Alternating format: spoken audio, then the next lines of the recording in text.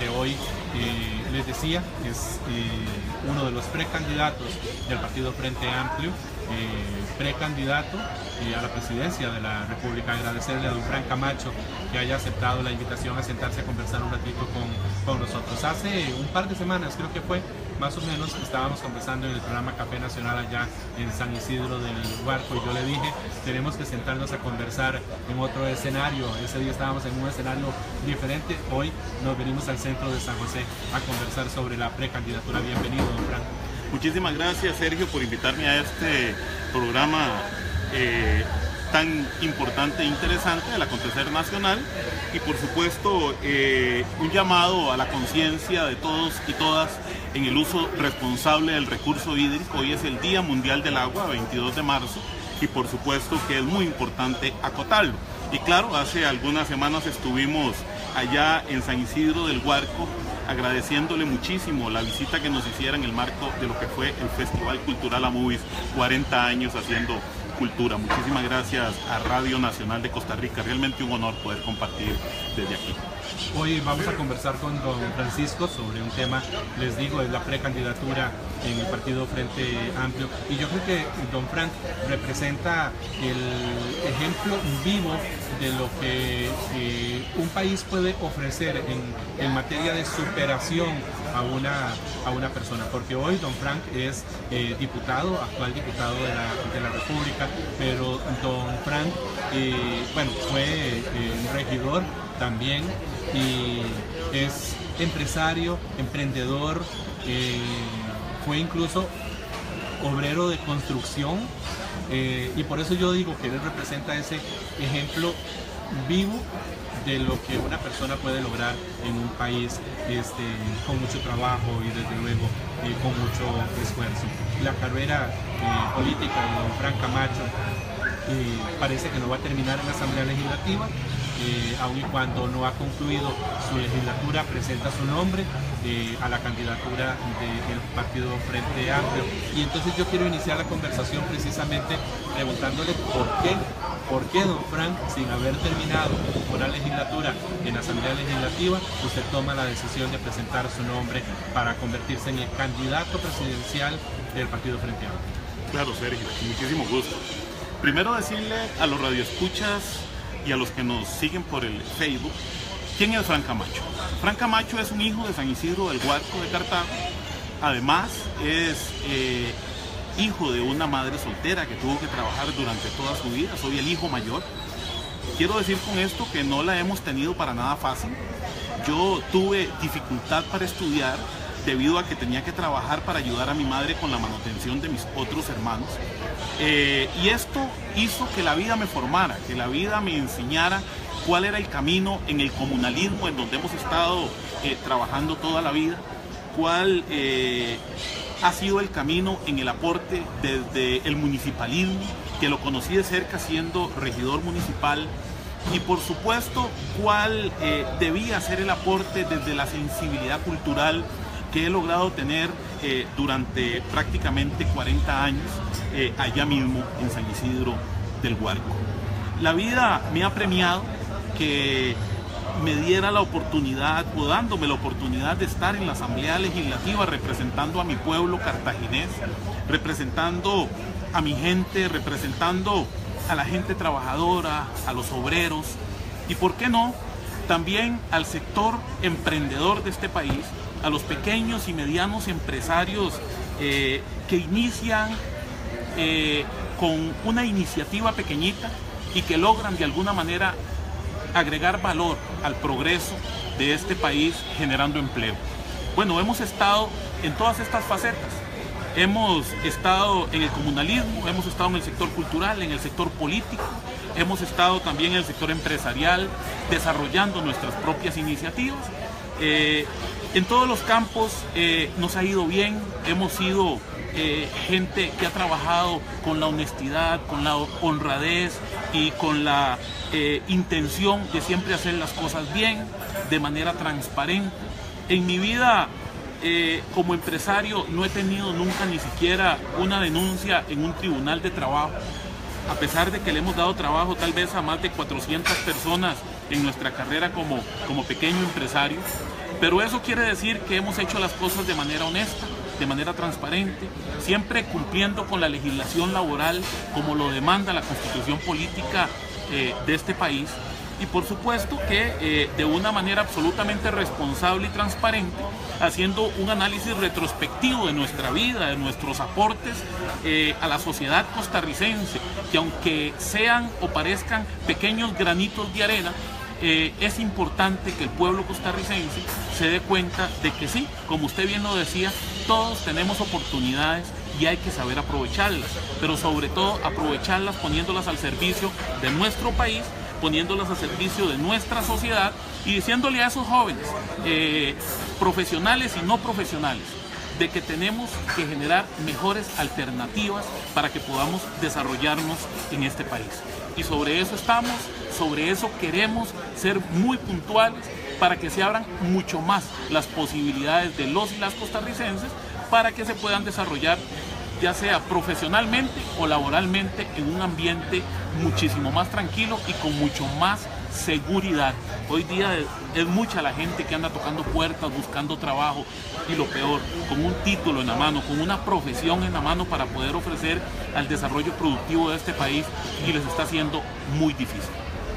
Yo sé que en el Frente Amplio los precandidatos no tenían que hacer ningún aporte económico para lograr inscribirse como tales. Sin embargo, una precandidatura ahí en el Frente Amplio también cuesta dinero, ¿no? Mire, el Frente Amplio es un partido que no solicita una cuota de inscripción a la precandidatura por la presidencia de la República, ni por las diputaciones, ni por las regidurías, ni por los síndicos, ni por los concejales de distrito. Eso significa que se le da un valor a la parte humana.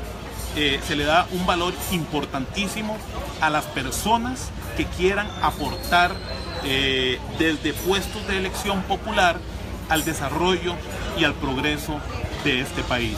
Por supuesto que hay que caminar el país, por supuesto que tenemos que visitar a nuestros delegados y ampliarnos aún más, visitar también a los comités cantonales, a los comités provinciales, a diferentes organizaciones también de la sociedad costarricense que quieren y que deben conocer las propuestas del Frente Amplio, en este caso de su servidor Fran Camacho.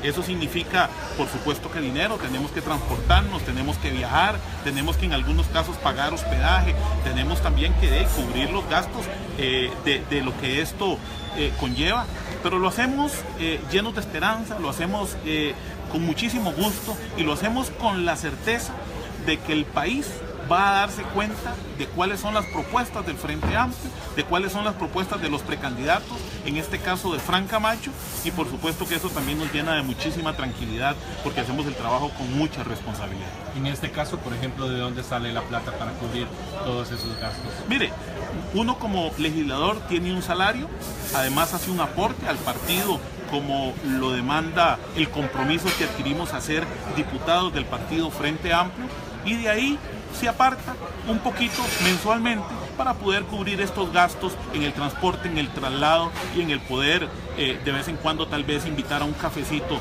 en alguna reunión a algunos compañeros y compañeras que quieran asistir con nosotros.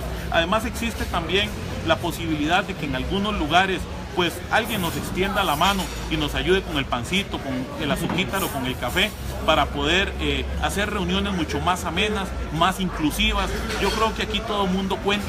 Aquí el aporte de todos y de todas es importante y esta es una tendencia absolutamente abierta a recibir ideas, a recibir propuestas y también por supuesto a recibir la colaboración de los que consideren que mi nombre puede ser el que encabece la próxima candidatura presidencial de este partido. Dice don Amadeo Cordero Martínez ahí en la transmisión que tenemos en el Facebook que cómo y con qué financia, ya usted está explicándolo, pero dice que cuánto es su presupuesto. Bueno, mi presupuesto puede oscilar en unos mensualmente para poder movernos, qué sé yo, 150.000, 200.000 colones mensuales para movernos en esta pre-campaña, que recordemos que es una campaña cerrada, es una campaña de Asamblea Nacional y el contacto no es absolutamente abierto al país, sino principalmente a la militancia frente amplista, que que son a quienes nos debemos en este momento de pre-campaña, pero que por supuesto aprovechamos para llevar ideas a mucho más sectores del país, hasta donde las posibilidades nos alcanzan. En ese sentido, por ejemplo, en el Frente Amplio, Frank Camacho tiene un jefe de campaña o una jefa de campaña. Sí, claro, por supuesto. Nosotros contamos con un jefe de campaña que nos ayuda y que nos colabora en el planeamiento de nuestras giras, en el planeamiento de nuestras ideas, de nuestras propuestas y por supuesto en el contacto con los diferentes sectores que componen la sociedad costarricense que estén o están interesados en escuchar nuestros planteamientos. Es diferente, Frank, por ejemplo, conseguir votos en una convención abierta como la del PLN o la del PUS a la del Frente Amplio, en el que lo que se tiene que hacer es convencer dirigentes ya propiamente del partido que pueden convertirse eventualmente en asambleístas, en delegados nacionales en una asamblea nacional. Es diferente eso, y digo que los otros partidos recurren a medios masivos de comunicación. En el caso de ustedes, yo pensaría que no es lógico recurrir a esos medios. Mire, es absolutamente diferente por varios motivos. Primero, nosotros estamos haciendo, según lo aprobado en la Asamblea Nacional, una convención cerrada, una convención con delegados del partido. Por supuesto que estamos en obligación de intentar comunicarnos con ellos, de hablarles, de plantearles, de llegarles con nuestras ideas y sobre todo tratar de convencerlos para que consideren nuestro nombre como la mejor opción. Por otro lado, aquí no manda el dinero, aquí mandan las convicciones, aquí mandan las ideas, aquí mandan las personas, aquí mandan los sectores. Aquí manda gente que quiere ver una mejor Costa Rica, que quiere ver un país que progrese, que quiere ver un país más inclusivo para todos y para todas. Esa es la premisa fundamental que tenemos desde nuestra tendencia y por supuesto desde el partido Frente Amplio. Otros partidos simplemente apuestan al dinero, a los cientos de millones que tienen, para invadirnos con vallas publicitarias, para invadirnos todo el transporte público con vallas publicitarias, para pagar cientos de horas y horas y horas en televisión y radio. Y su convención es abierta porque obviamente lo consideran totalmente de tema país, cuando realmente es un tema interno de cada uno de los partidos. Pero el dinero hace que acudan a solicitar votos a todo el pueblo costarricense, metiéndonos de alguna manera en sus asuntos internos. Yo creo que eso denota una falta de respeto al pensamiento costarricense. Yo creo que se abusan más bien de hacer que las campañas internas se conviertan en campañas casi que de índole nacional, y muchos medios de comunicación, obviamente algunos porque han recibido mucho dinero durante esta precampaña en publicidad que les han pagado y en espacios, y ahí se sienten doblemente comprometidos para abrir espacios de debates y este tipo de situaciones, convirtiendo esto casi que en una campaña de carácter nacional. Pero creo que con pequeños espacios y con las posibilidades que tenemos en redes sociales, las ideas y los planteamientos del Frente Amplio podrán llegar a la gran mayoría de frenteamplistas que son nuestra meta en esta precampaña.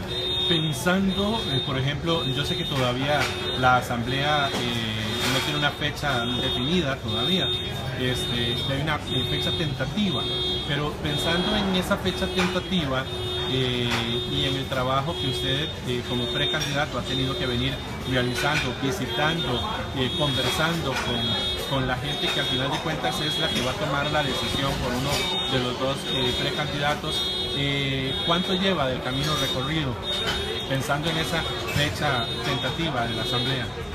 Mire, la respuesta ha sido muy positiva, estamos realmente contentos porque nosotros inscribimos nuestro nombre.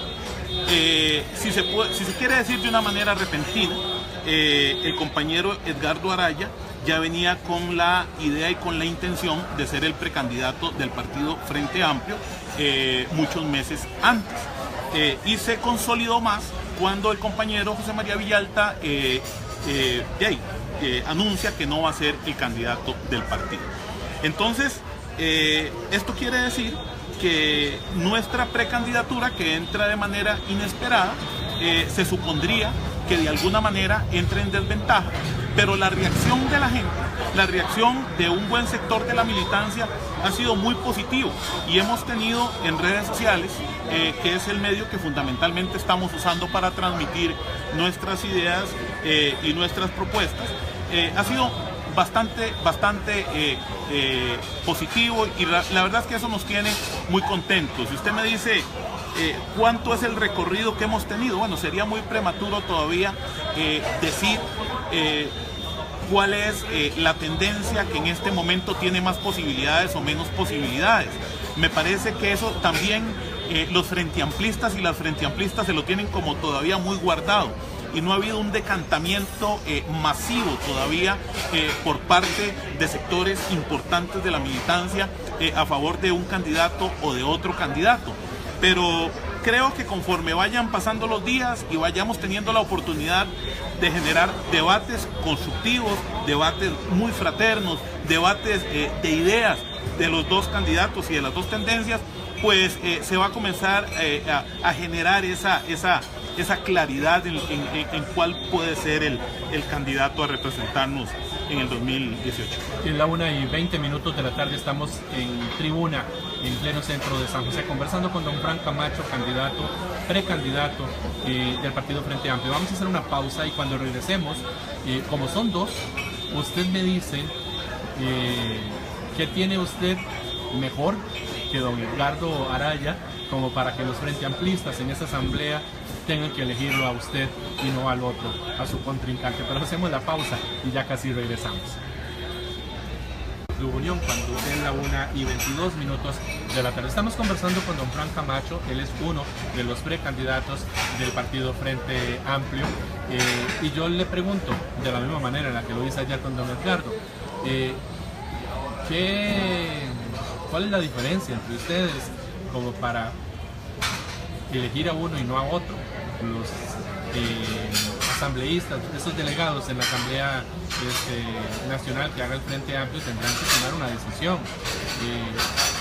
¿Por qué tendrían que elegirlo a usted y no al otro?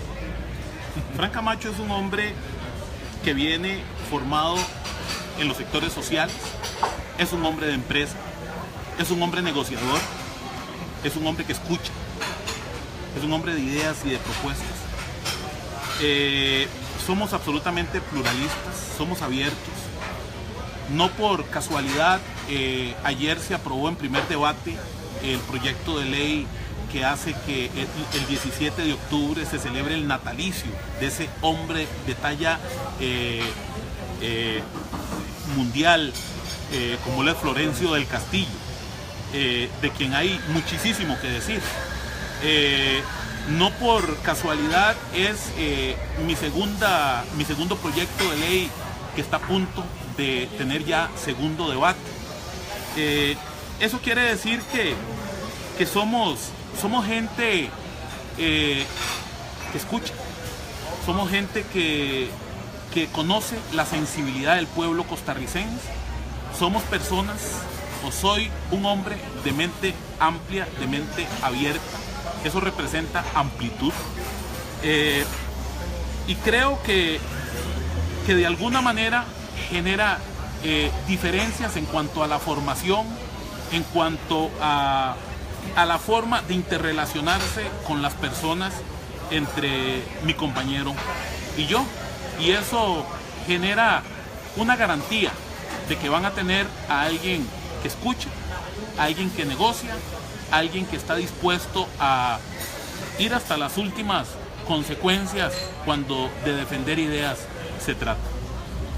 Don Frank, ¿usted se siente capacitado verdaderamente, formado, con la experiencia suficiente como para convertirse en presidente de la República? Mire, hay que tomar decisiones, Sergio. Yo soy un hombre que toma decisiones. Y le voy a decir algo. 4 ejes fundamentales del desarrollo de este país. 2 ministerios, 2 autónomas. Que hay que saber gobernar. Sobre las que hay que estar absolutamente vigilantes, y hay que saber que necesitamos poner personas ahí que son exactamente como los ojos y los oídos del presidente de la República.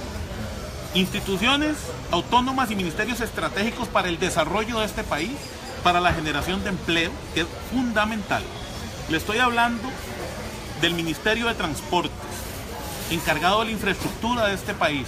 En las zonas rurales significa acceso al turismo, a la educación, acceso a los servicios médicos, servicios esenciales. Y en la zona urbana, movilidad fundamental.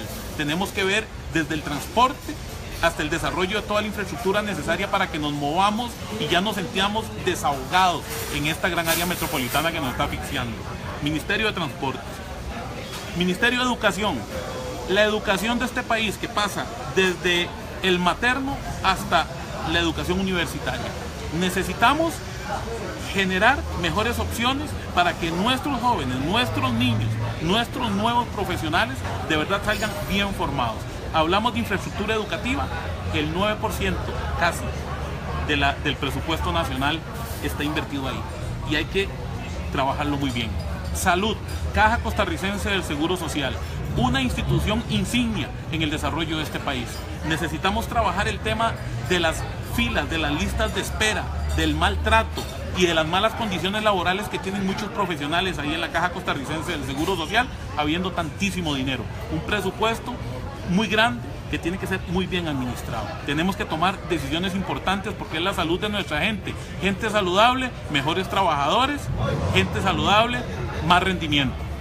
Y por otro lado, el ICE, estratégico en el desarrollo energético de este país, clave y fundamental para el desarrollo y el progreso de nuestro país. Estos 4 vagones, que no son vagones, sino locomotoras del desarrollo nacional, son la cabeza de ese tren para jalar al resto de la institucionalidad costarricense. Creo que no estamos inventando el agua tibia. Creo que no estamos inventando nada nuevo. Estamos hablando de una administración eficiente de instituciones tan importantes y que le han representado de gran forma el desarrollo a este país. Entonces, ahí las tenemos que saber administrarlas. Hay que tomar decisiones, sí hay que tomar decisiones. Hay que poner gente de excelencia ahí, sí. ¿Existe la gente? Claro que sí. Pero tenemos que salirnos del abolengo político. Tenemos que salirnos de ese estatus en que la sociedad costarricense ha colocado a algunos políticos a tomar decisiones, y tenemos que trabajar mucho más con la gente, con los profesionales y con gente responsable que le quiera aportar a este país. Y por supuesto que vamos a tomar las decisiones que se tengan que tomar para poner este país a caminar y que se devuelva la confianza en la institucionalidad costarricense, que debe estar al servicio de los y las costarricenses para mejorar la calidad de vida. Yo tengo, ahora que usted responde eso, yo tengo que preguntarle esto, teniendo esa claridad con respecto a esas locomotoras que usted menciona. Si usted se metió en esto es porque está convencido de que tiene posibilidades de llegar a convertirse en el presidente de la República, y teniendo esa claridad al hablar de esas instituciones y ministerios, ¿le ha pasado por la mente en algún momento determinado la cara de alguien que usted colocaría en esas instituciones, sin que me vaya a decir quiénes, pero sí teniendo la seguridad de, sí, son tan importantes estas 4 áreas que yo estoy mencionando, que yo ya tengo, yo ya he tenido la visualización de quién tendría que estar a cargo de eso para que haga el buen trabajo que yo quisiera en un eventual gobierno suyo? Por supuesto, don Sergio, cuando estamos hablando de que estas 4 locomotoras del desarrollo nacional tienen que estar bien administradas, bien afinadas, bien aceitadas, por supuesto que esto pasa por nombrar personas ahí que sean, como le decía al principio, nuestros ojos, nuestros oídos y nuestras manos en estas instituciones. Hay profesionales de sobra en este país, pero tenemos que salir del abolengo político y dejar de estar pensando en esos apellidos y en esas familias que siempre son las que están de alguna manera canjeando puestos para poder lograr administrar estas instituciones, que muchas veces no es de la forma más eficiente. Vamos a trabajar con profesionales responsables, con gente comprometida, hombres y mujeres que le quieren aportar a este país. Eso está clarísimo, eso está mapeado, y eso es exactamente lo que vamos a hacer. Hay que darle seriedad a la administración pública, don Sergio. Y esto me da pie también para preguntarle algo que yo hablaba ayer también con su compañero de bancada. Y hablando de que algunas agrupaciones políticas, por ejemplo, premian o pagan la inversión que se ha hecho en campaña precisamente con algunos puestos, el Tribunal Supremo de Elecciones hace algunos días avaló una propuesta para darle tope a las contribuciones que personas físicas puedan hacer en campaña. Y no recuerdo cuántos son los salarios base, pero me parece que es un poquito más de 12 millones lo que la gente no podría, una persona a título personal no podría aportar más de 12 millones. ¿Qué le parece ese proyecto? Que creo que es de Don Otón Solís, me parece. Mire, por supuesto que tenemos que poner coto a la alcahuetería de que el que tiene la billetera más gorda es el que manda el baile.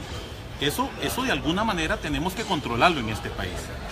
Para el Frente Amplio, por supuesto que es una preocupación por el manejo que existe en otros partidos políticos, pero que por dicha no ha llegado al Frente Amplio y no va a llegar. Aquí dependemos de la gente trabajadora, aquí dependemos de la gente de a pie, aquí dependemos de gente que le está chimando el zapato todos los días. O sea que aquí dependemos del aporte solidario de las personas, hombres y mujeres que creen en este proyecto. Entonces no nos tenemos que preocupar de que alguien va a sacar 1 millón, 2 millones, 3 o 4 millones y nos va a aportar y tenemos que salir en carrera al Tribunal Supremo de Elecciones a ver cómo justificamos ese compromiso que estamos adquiriendo.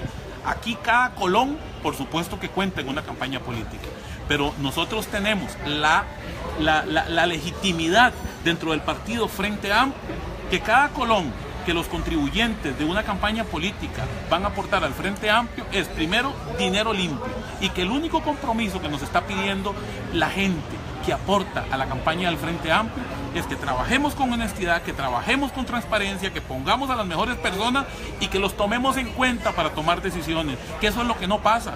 Por supuesto que cuando hay 4 o 5 grupitos que aportan cientos de millones a una campaña, pues esos son los que toman decisiones y van a tomar decisiones a favor del pueblo costarricense, ¿no? Lo que van a seguir es alimentando el servilismo, el clientelismo, simplemente dejando caer migajas sobre la sociedad costarricense para que algunos se la repartan y siga campeando la pobreza, la delincuencia, el crimen organizado, el narcotráfico, que desgraciadamente es lo que se alimenta al no tomar decisiones con respecto a lo que hay que hacer en este país, tomando el toro por los cuernos y tomando decisiones importantes. O sea, el compromiso nuestro es con la gente, es para la gente.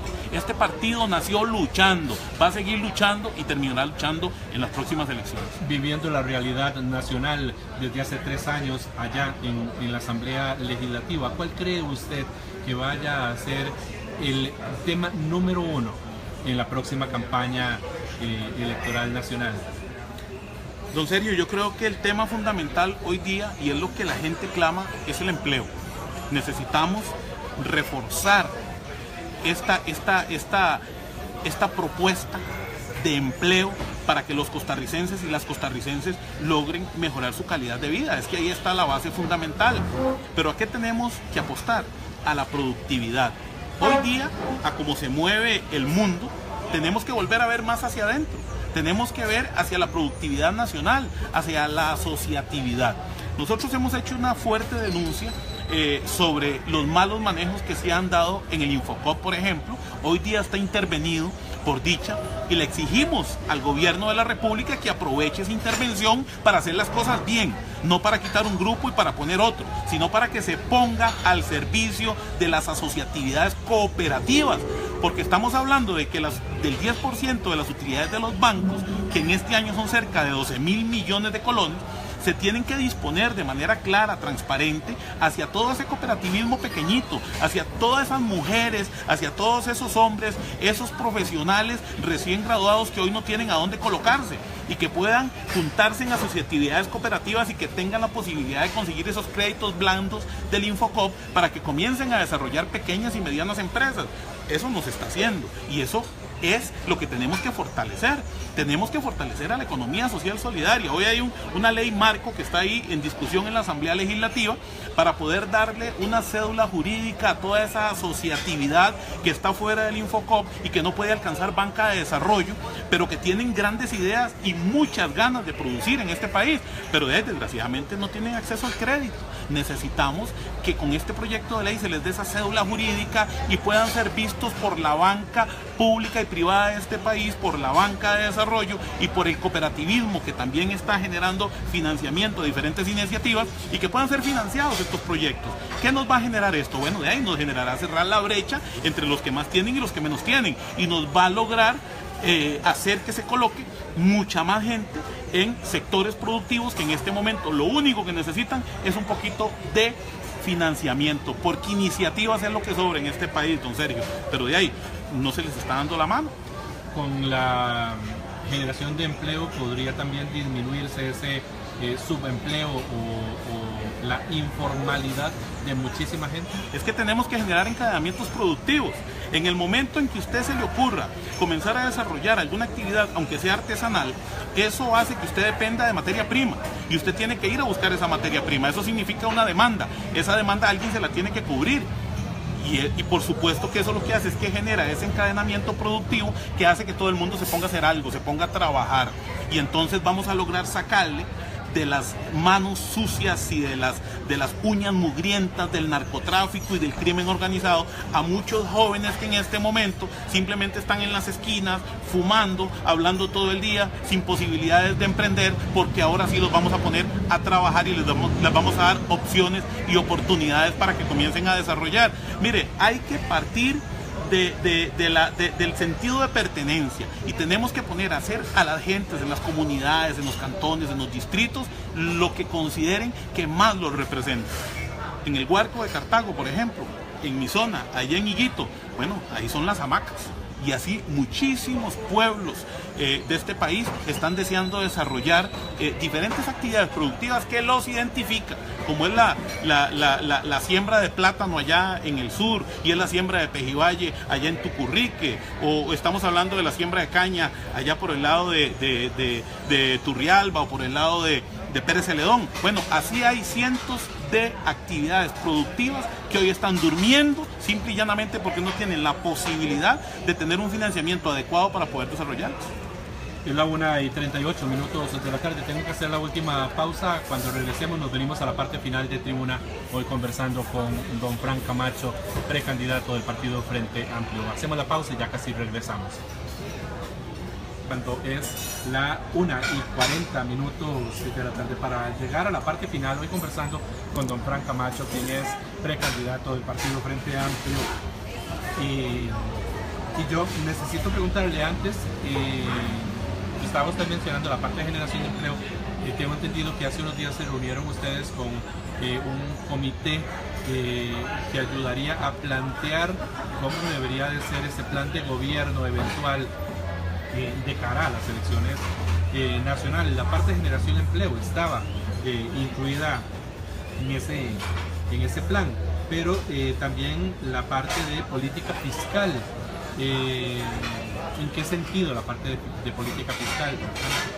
Sí, mire, hace un rato le decía que el partido Frente Amplio se caracteriza por la pluralidad y por el aporte de la militancia de este partido a lo largo y ancho del país. Se han abierto una serie de talleres que se han denominado plan de gobierno. Muchos compañeros y compañeras en diferentes cantones y provincias se están reuniendo y están generando los aportes de lo que podría ser el nuevo plan de gobierno del partido Frente Amplio. Eso genera una gran seguridad porque es un planteamiento que viene desde las bases.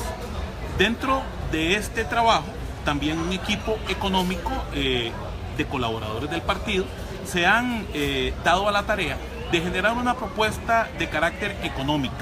Esta nos la presentaron el viernes pasado y estuvimos realmente muy contentos porque ahí se logró generar algún debate sobre los planteamientos que los compañeros y las compañeras nos estaban haciendo, todos sumamente positivos, todos pensando definitivamente en el pueblo costarricense, en las necesidades del pueblo costarricense, en las mejoras institucionales que se deben hacer para lograr alcanzar mayores índices de desarrollo, mayores índices de participación de la ciudadanía en cuanto al manejo de algunas instituciones, como por ejemplo el Consejo Nacional de la Producción, y cómo ponerlo más al servicio de de los productores nacionales, que hoy, por ejemplo, un sector como el agrario está tan abandonado y en manos de corporaciones privadas, imponiéndoles precios a sus productos.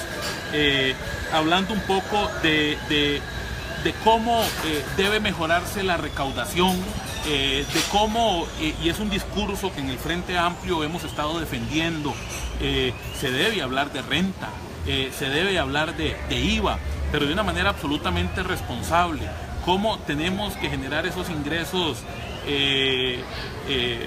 al fisco costarricense, de manera que el pueblo sienta y entienda que son para mejorar la vida de todos y cada uno, y no como existe desgraciadamente hoy día, en donde aún se tiene la sensación de que lo que estoy aportando como contribuyente, pues no me lo están retornando.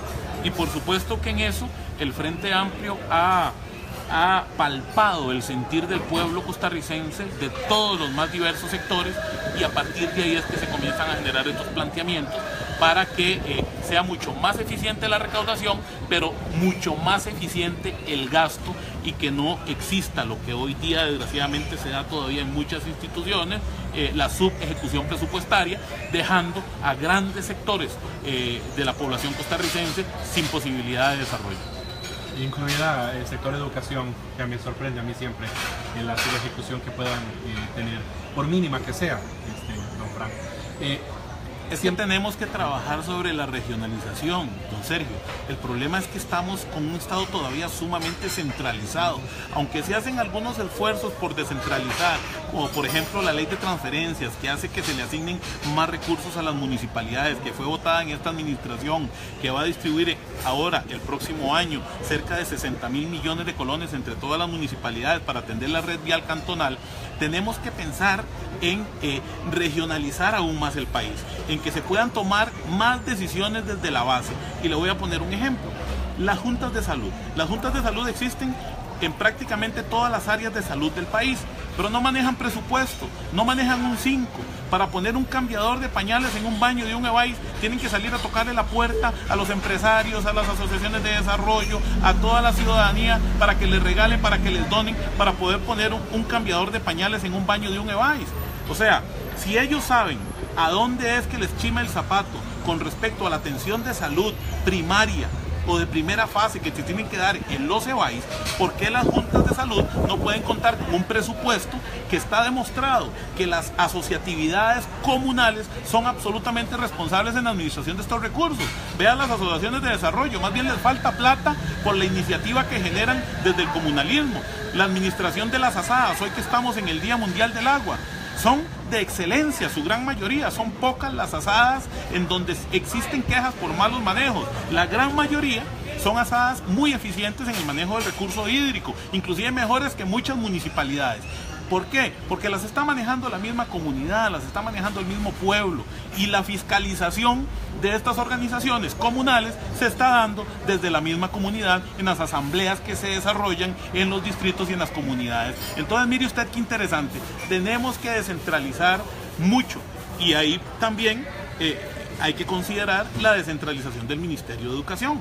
El Ministerio de Educación tiene que bajar los recursos a todas las juntas de educación.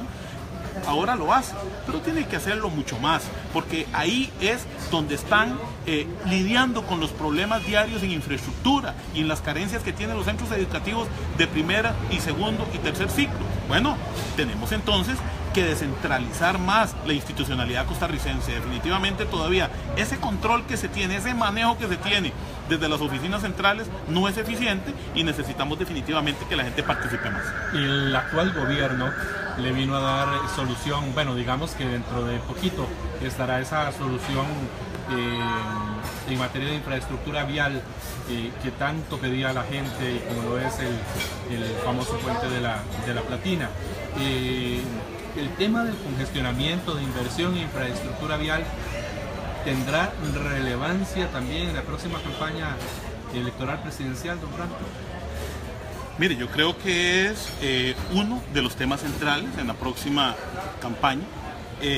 tenemos que generar planteamientos concretos sobre el tema y el manejo que se debe seguir dando a una institución tan grande como el Ministerio de Obras Públicas y Transportes, porque definitivamente el CONAVI es un órgano de desconcentración máxima ineficiente. No está logrando ejecutar los recursos de manera que se sientan en infraestructura a lo largo y ancho del país. Inclusive se vuelve, si se quiere, una institución monotemática. Estamos concentrados en el Puente de la Platina, no nos molesten. O sea, no hay carretera San José-San Ramón, no hay carretera Cartago-San José, no hay carretera San Carlos, no hay carretera la Ruta 30. O sea, estamos concentrados en el puente, nada más. Aplaudo que este gobierno haya tomado una decisión definitiva con respecto al puente de la Platina, pero no podemos permitir que se nos quede rezagado un montón de proyectos en infraestructura que el país hoy está clamando. Por eso volvemos a insistir en el tema de la descentralización. Vamos a ver cómo están las oficinas regionales del MOB y el CONAVI a lo largo y ancho del país. Ahí lo único que hay es moho, lo único que hay es herrumbre. Los empleados están ahí sentados prácticamente sin hacer nada porque no hay directrices claras con respecto a cuál es el manejo que se le debe dar en la regionalización al Ministerio de Transportes y al CONAVI. Entonces esto está causando de que de nuevo todas las decisiones, todas las licitaciones salen directamente desde oficinas centrales, desgraciadamente a veces casi que con nombres y apellidos, solo dirigidas a algunas empresas constructoras del país. Y eso hace, por supuesto, que el retraso en obras de infraestructura y la ejecución de empréstitos, por ejemplo, que son muchos millones en empréstitos que tenemos ahí amontonados, por los que estamos ya pagando intereses. Es que eso tiene que ver muchísimo también con el déficit fiscal, don Sergio. Si tenemos dinero que no estamos gastando, por el que estamos pagando intereses que todos los años suben, por supuesto que suma mucho más que los pluses salariales del sector público, pero que algunos simple y llanamente tienden a taparlos y a ponerles el pie encima. Le digo que aplaudo el que se resuelva el problema del puente, pero tenemos que ser más agresivos en tema de infraestructura y poner a la gente a trabajar y a gastar ese dinero que está ahí. Este país es muy curioso y con respecto a algunos temas y sobre todo cuando uno habla de centralización y a veces nos concentramos de verdad en algunas cosas, pero hay problemas que tienen esa representación independientemente del lugar en el que esté. Digo esto porque el tema de los vendedores ambulantes lo palpamos. A la fecha, si yo camino aquí de donde estamos, frente al edificio de Correos de Costa Rica, 100 metros, no puedo pasar hasta las paradas de Tibás por la cantidad de vendedores ambulantes que hay. Ustedes recientemente, no sé si fue el fin de semana o hace una semana, estuvieron por Limón con una situación similar con los vendedores ambulantes. Y yo lo quiero traer a colación cuando ya nos quedan pocos minutos para hablar de algo que es simple para algunos, complicado para muchos otros, pero que es una realidad que vive el pueblo costarricense, así sea en Limón y así sea en San José Centro, y que tiene que ver con esas posibilidades de generación de empleo.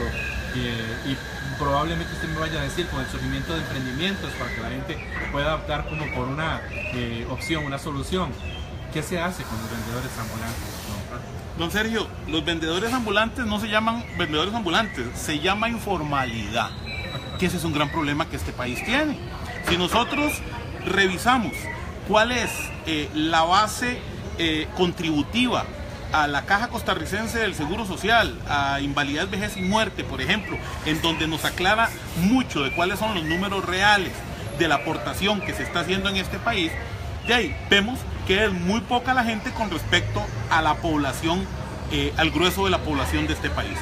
La gente necesita ganarse el 5, la gente necesita llevar pan y sustento a sus familias, y una salida que han encontrado de ahí es ponerse en las calles a vender cuanta cosa puedan, porque para nadie es un secreto que están entrando cientos de miles de tiliches de China que hay que venderlos. ¿Y a quiénes están usando para eso? A todo este sector de informalidad de ventas ambulantes, para tirarlo directamente a la calle, y revisemos a ver si se están pagando los impuestos de ley. ¿Ya? Hay como una especie de lavado de dinero utilizando a muchas de estas personas en estos temas. ¿Qué es lo que está pasando? Bueno, es que tenemos que generar alternativas. Lo mismo está pasando en Limón, usted tiene toda la razón, acabamos de estar en Limón y ahí la situación es complicada porque la municipalidad les da patente a los vendedores ambulantes de Limón y de la noche a la mañana, sin más ni más, con equipo pesado, recoge los chinamos que tienen a los alrededores de las diferentes calles de Limón, los echan en una vagoneta y van y los tiran a un botadero y los dejan a todos a brazos cruzados, diciéndoles que se tienen que ir para un mercado nuevo que el alcalde de Limón ha construido para todos ellos. O sea, por favor, si queremos hablar de informalidad y que hay que corregirla, tenemos que hablar de inclusión. A todas estas personas tenemos que generarles oportunidades y posibilidades reales porque no pueden parar de ganarse el sustento. Esta gente trabaja, cogió el partido, cogió el comido. Entonces de ahí no podemos decirles detengan esta actividad y mientras aprenden a hacer otra, de ahí nos dan un tiempito para resolverles el problema porque sencillamente tienen familias que están dependiendo directamente de este ingreso y no pueden dejar de llevar estos recursos a sus casas. Entonces creo que es un tema que no se ha tratado con responsabilidad, no se ha tratado con seriedad y precisamente cuando hablamos de que hay que generar estas asociaciones o asociatividades productivas, bueno, estos son materia prima, porque hay gente que está acostumbrada a la calle, está acostumbrada a trabajar, está acostumbrada a joderse el lomo ahí tratando de llevar recursos a sus casas y por supuesto que esto de alguna manera facilita un poco las cosas, pero necesitamos trabajar sobre esto, no dejarlos a la buena de Dios para que cada quien entonces se la juegue como pueda y obviamente al limitarle las posibilidades de estar en la calle, pues tendrán que buscar otras alternativas porque con hambre no se van a quedar. Pero tenemos que ser en esto serios, responsables y darle el tratamiento que se merece, porque existen instituciones que lo pueden hacer. ¿Sabe cuánto es el presupuesto de asignaciones familiares para este año, don Sergio? Agárrese de la silla. 587.000 millones de colones. ¿Usted cree que eso da pie para que este país tenga la pobreza que tienen las calles? Yo creo que en eso tenemos que ser absolutamente implacables y tenemos que pedir cuentas de cómo se está gastando este dinero, que es muchísimo dinero, y tributación directa de este mismo gobierno dice que esos 587.000 millones de colones que están siendo destinados por asignaciones familiares a diferentes programas de diferentes instituciones no saben exactamente cómo se están gastando. Así que tenemos mucho trabajo por delante realmente. Sobre eso y mucho más vamos a conversar en una eventual visita suya cuando se siente junto a don Edgardo Araya, el otro precandidato, y podamos hacer un programa de debate también para que esos frente amplistas tomen una decisión final, obviamente antes de esa asamblea. La invitación queda abierta a don Frank para que nos vuelva a acompañar. Muchas gracias, don Sergio, muy amable a usted y a su programa, por supuesto a Radio Nacional de Costa Rica, SINAR, y recuerden, costarricenses, no sé qué va a pasar, pero 4 años más de liberación no podemos soportar. Muchísimas gracias, don Frank Camacho, precandidato del partido Frente Amplio.